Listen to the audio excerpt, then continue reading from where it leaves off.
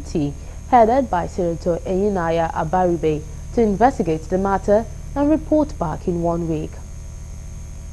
We recovered consignment of drugs from Senator Ashiru's house, and this is said to have happened in February last year, and it is only coming up now because we made contributions on the floor of the Senate.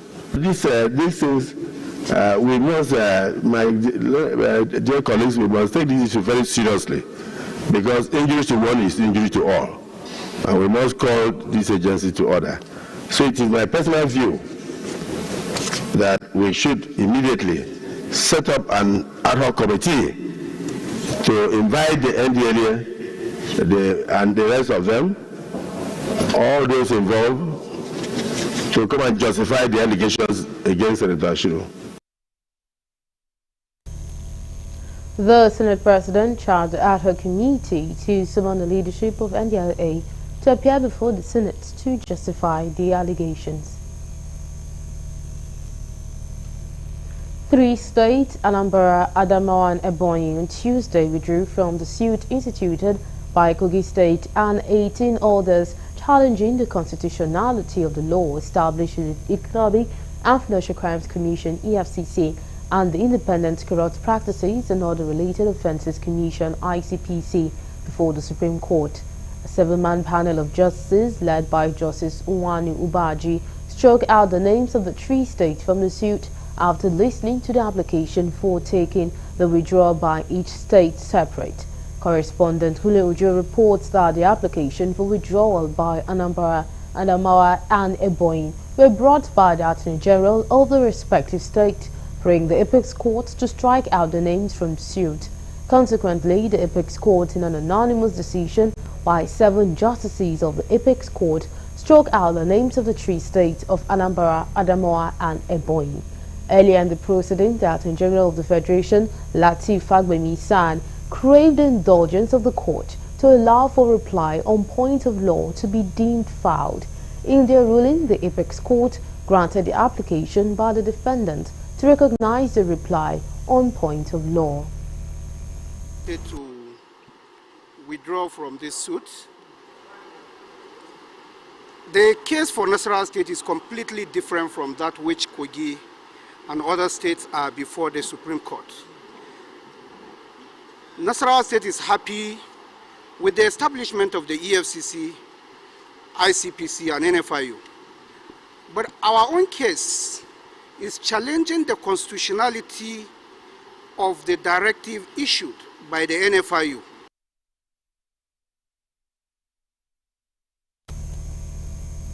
Former President Olusegun Obasanjo on Tuesday said the principle of regionalism has continued to plague the country, describing it as the root of Nigeria's problems. He said this in his remarks while the League of Northern Democrats visited in Abeokuta, the state capital. The group was led by former Kano State Governor Ibrahim Shekarau. In his remarks, the former Governor Shekarau explained that the group is an amalgamation of like minds from the northern extraction. He noted that the group of 400 membership came into existence 3 months ago as a result of various consultations and discussions. He said the group stands to influence the political decisions and the process of recruiting leaders at all levels in Nigeria. Felt we should get together like minds. It's not partisan, because in the group you have representation of almost all the registered political parties in Nigeria. But we've always argued it is not necessarily about the political parties. It is about our existence as a nation. In his response, the former president noted that the principle of regionalism, which is adopted at independence, is still being craved today. The former president, however, expressed optimism in a better Nigeria, provided the right leadership is in place. Maybe the way you have gathered yourself together, maybe it's the right beginning, maybe not. But I will say this to you. When you have a national league, I will receive you warmly. I will join you warmly.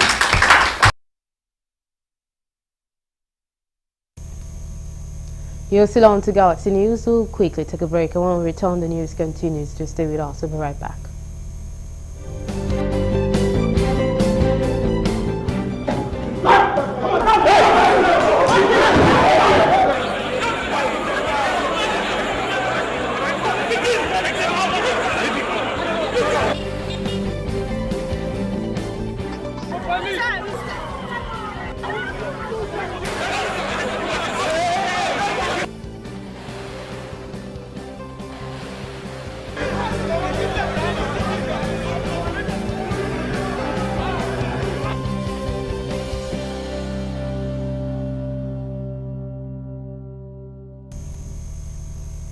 We're glad to have you back. Now, for more updates and latest news, please visit our website www.galaxytvonline.com.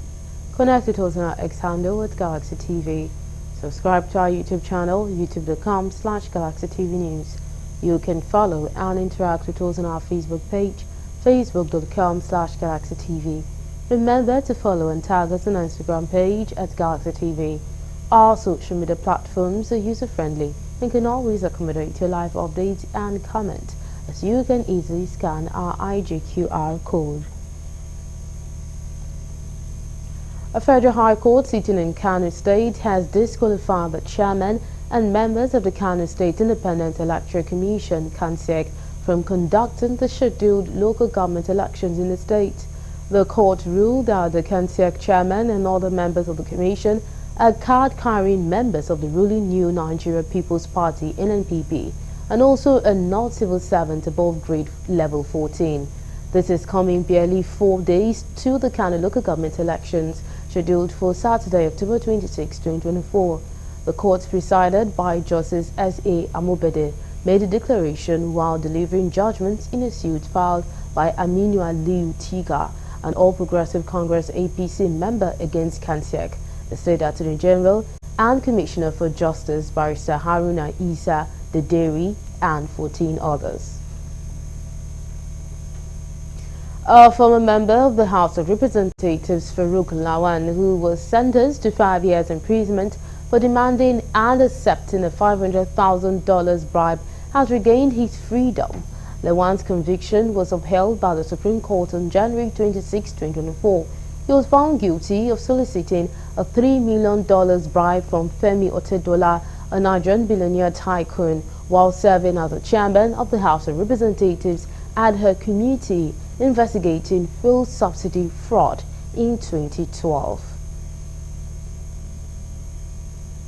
Nigerians have been advised to engage professionals before embarking on any development or construction of a building. Experts made this known while speaking on some of the challenges confronted the sector and ways to reduce disasters associated with violation of development plans and adherence to construction regulations. Correspondent John Felix completes the story. With the rising cases of building collapse and flooding in different communities across the country, experts have called for proper planning and cross-sector collaboration in the production and implementation of development plans. Speaking at a panel session organized by the Nigeria Institute of Town Planners in Ogun State, experts emphasized the importance of synergy in the implementation of development plans and want Nigerians to engage professionals before embarking on the development of their property. What are the benefits of collaboration? It helps to obtain wider inputs, broad-based understanding, general buy-in, and eventually a successful implementation. Our people need to consult professionals. In this part of the world, we are not consulting professionals at all. We do things the way we like. Professionals will guide you. When I say professionals, professionals in the built industry, we have 7 of them. the land surveyors, the town planners, the architects, the engineers, the quantity surveyors, the estate and the builders. We need to consult. See, once you consult a professional, he will guide you rightly, even before you buy land. They identified the need for slum regeneration program in some communities in Ogun State and the reason why government ministries and agencies must collaborate to achieve livable and well-developing communities. The better that we are ready for it, the better for everyone. With the collaboration of lands, works, housing, environment, because we should not forget environment. If we have all this collaboration and we have a good master plan, the economic prosperity of Ogun State will surely be on the rise. And once again, we'll place Ogun State where it rightly belong to, as the gateway state and the economic epicenter of Nigeria. At the dinner ceremony, the NITP chairman restated his commitment towards effective service delivery. He urged government to engage the services operational planners into the MDAs. So we are going to continue the work that we did. We are trying to restructure so many things, putting some things in order, continuing the foundation that the previous administration laid. My appeal to the government, not only the state government, but even to federal government, is we need more planners to come into our government ministries, departments, and agencies. They maintain that the amount of resources and lives lost due to lack of proper planning or adherence to development plans in Nigeria can be reduced if people avoid sharp practices and understand there is no room for shortcuts in the industry. From Abeokuta, the Ogun State capital, John Felix reporting for Galaxy Television News. A new Assistant Inspector General of Police has taken over the Zone 16 headquarters in Yenagoa, the Bayelsa State capital. The AIG Adebola Hamzat, an indigene of Ifelodun local government area of Kwara State, has served in different capacity in the Nigerian police force, with his recent assignment being the immediate past AIG in charge of counter-terrorism unit of the Nigerian Police Force Oyo State Command. In a statement by the Zonal Police Public Relations Officer, AIG Hamzat is a seasoned officer of repute and a distinguished fellow of the Defense College. According to him, the new AIG is a well-known investigator and intelligence professional whose operational experience and core intelligence abilities earned him commendable duty tours in the United Nations missions in Kosovo. The zonal PRO also called for full cooperation and support of the good people of Bayelsa and River State to enable him bring to bear his extensive knowledge and proven skills in policing in line with the Inspector General of Police agenda. The Chief of Army Staff, Lieutenant General Taurid Abiodun Lagbaja, has flagged off the Nigerian Army Small Arms Championship 2024 at the Jaji Military Cantonment Range, Kaduna State. The Chief of Army Staff was represented by the Commander Training and Doctrine Command, Major General Kelvin Alikbe, remarked that NASAC goes beyond shooting competition. He described the championship as a holistic exercise of testing personnel's professionalism, discipline, and their ability to respond to a variety of security challenges, stressing that well-trained personnel forms the foundation of successful military operations. The representatives of the Chief of Army Staff also highlighted the importance of teamwork, urging participants to prioritize unity and collaboration, as these qualities are critical in handling complex security threats such as insurgency, terrorism, and violent extremism. He reaffirmed the Nigerian Army's unwavering loyalty to President Bola Ahmed Tinubu and the Constitution of the Federal Republic of Nigeria, pledging his commitments to safeguarding the nation's security and meeting future challenges. Peacekeeping operations or any other military engagement, the ability to deliver precise and decisive action on the battlefield is critical to achieving mission success. In addition to individual proficiency, this championship also emphasizes teamwork and unit cohesion. During the competition will be a testament of how well we have trained and prepared for the competition. We must realize that events lined up for this competition provide unique opportunity to enhance our confidence, endurance, and physique to appreciable standard required of personnel in the Nigerian Army.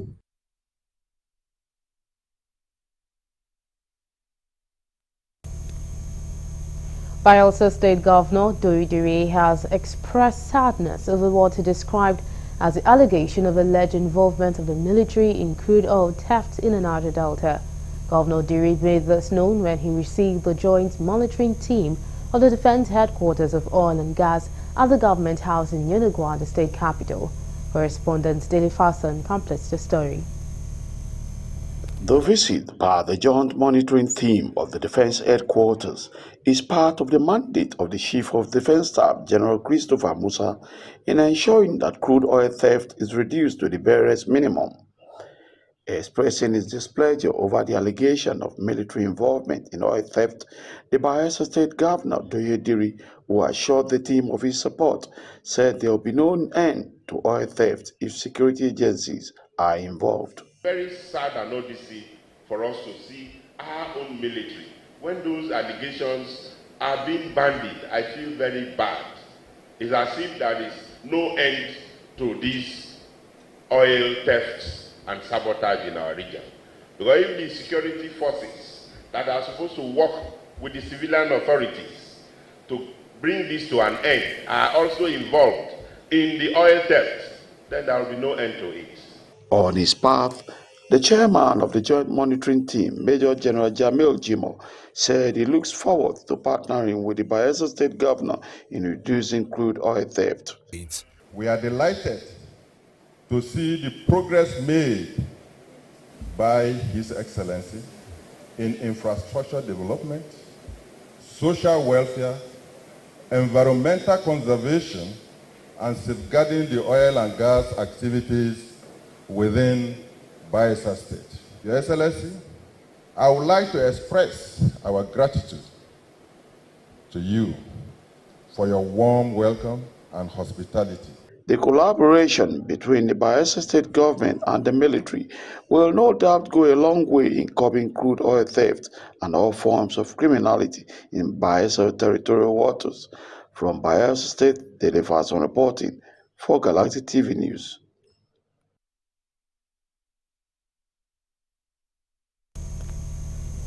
And I'll move over to the foreign desk for more news.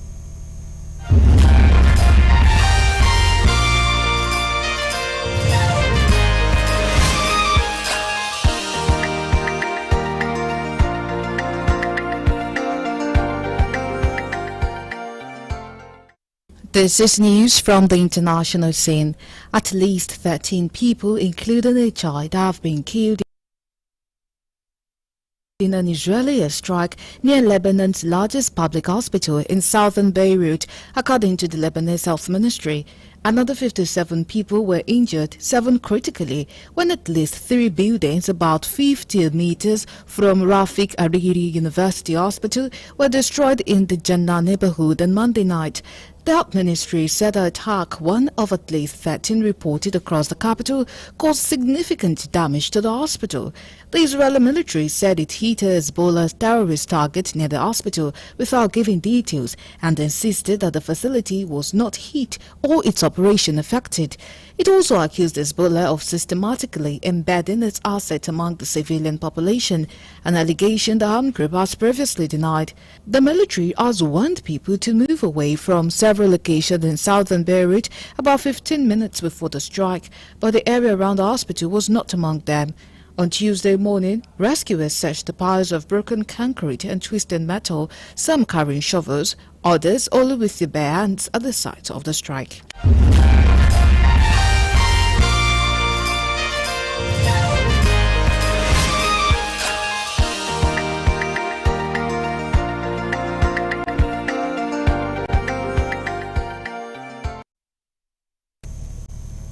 And that's all we have on Galaxy News. Thank you so much for being a part of the news. My name is Nenwarangi Mazaka.